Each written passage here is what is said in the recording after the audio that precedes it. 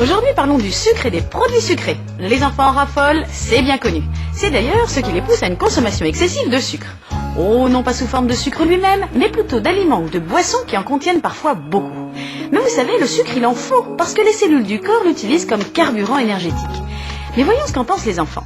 Ça sert à être moins fatigué et à avoir de l'énergie.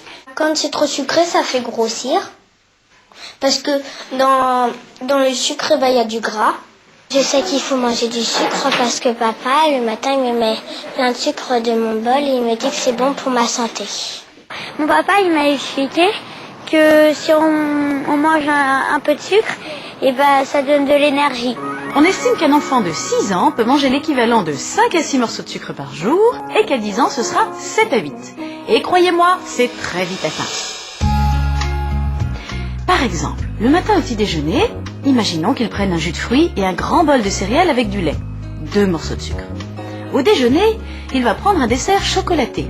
2 morceaux de sucre encore. Et au goûter, 2 à 3 biscuits et un bol de lait chocolaté, ça fait encore l'équivalent de 2 à 3 morceaux de sucre. Et bien voilà, le compte y est. Mais cet enfant n'a pas fait d'excès. Il n'a pris aucune boisson sucrée de type soda et pas de gâteau au dîner. Alors bien sûr, on ne peut pas empêcher un enfant de boire du soda de temps en temps. Il n'y a aucun problème à cela, à condition toutefois que ce ne soit pas une habitude et que l'enfant soit actif. En fait, le problème du sucre, c'est qu'on a bien du mal à en évaluer les doses en mangeant certains aliments et en buvant certaines boissons. C'est pourquoi je vais vous donner quelques petites règles pour vous aider. Première règle, comptez 1 à 4 morceaux de sucre par portion selon l'intensité du goût sucré. Quand un aliment ou un produit vous paraît un peu sucré, en général, il vous apporte par portion consommée environ 1 morceau de sucre. Quand il vous paraît bien sucré, ça fait déjà globalement 2 morceaux de sucre. Et quand il vous paraît très sucré, ça fait environ 3 voire 4 morceaux de sucre.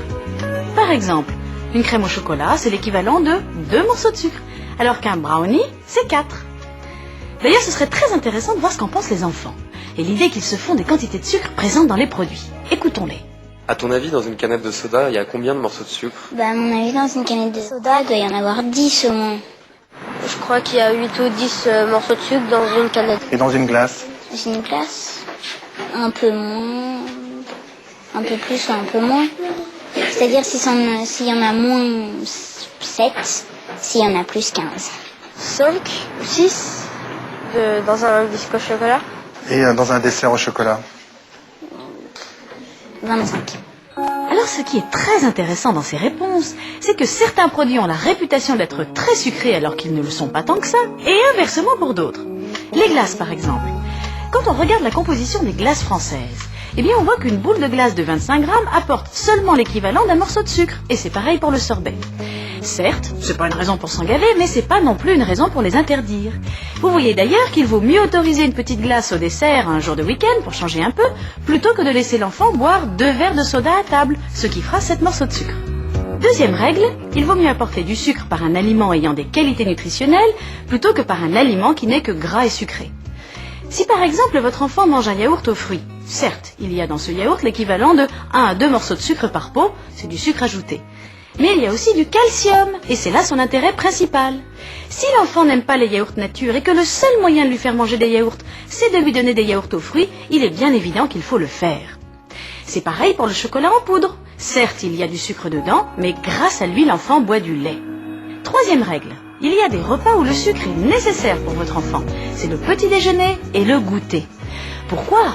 Mais parce que le petit déjeuner, il arrive après 8 heures de sommeil, donc de jeûne, et que les réserves en sucre de l'organisme se sont épuisées en une nuit.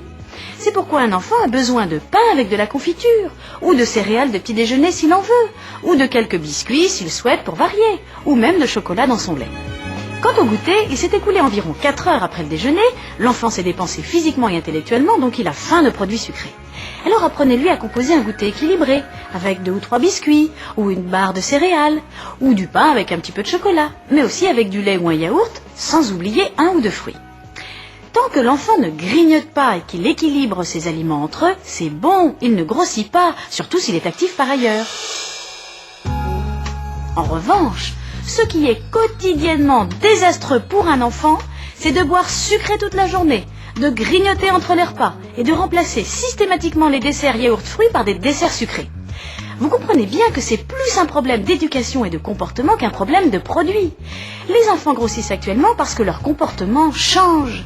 Ils deviennent sédentaires, ils mangent plus gras et plus sucré, car les familles se déstructurent, les parents sont souvent moins présents, les enfants sont moins bien encadrés, ils perdent leurs repères, alors ils s'ennuient, ils grignotent, et l'offre des produits plaisir ne cesse de se développer. Alors vous les parents, vous avez un rôle majeur à jouer. Retrouvez les bons vieux principes des repas équilibrés, variés et bien structurés. Donnez à vos enfants de bons petits déjeuners et de vrais goûters.